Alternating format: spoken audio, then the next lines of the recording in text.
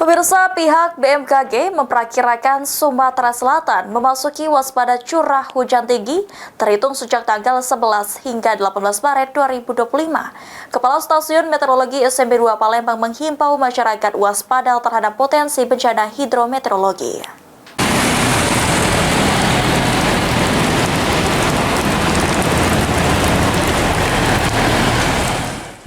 Pihak BMKG memperkirakan Sumsel memasuki waspada curah hujan tinggi terhitung sejak 11 hingga 18 Maret 2025.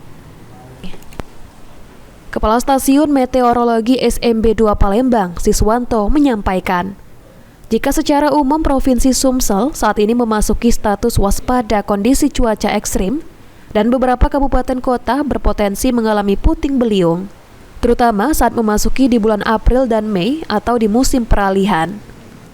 Untuk Provinsi Sumatera Selatan, hampir seluruh wilayahnya berpotensi mengalami bencana hidrometeorologi. Beberapa wilayah yang sudah mengalami bencana hidrometeorologi dalam satu pekan terakhir adalah Muratara, Empat Lawang, Lahat, Pali, Oku Selatan, Banyuasin, dan Musi Banyuasin.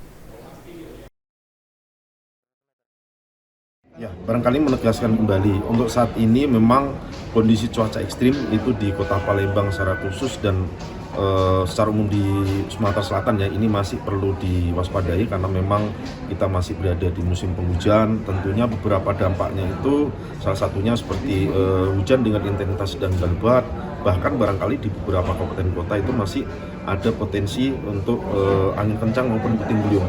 Apalagi nanti mendekati di bulan April Mei pada saat kita berada di musim peralihan. Pihak BMKG menghimbau masyarakat Sumatera Selatan untuk waspada terhadap potensi bencana yang terjadi akibat cuaca ekstrim. Sandi Pratama, PAL TV.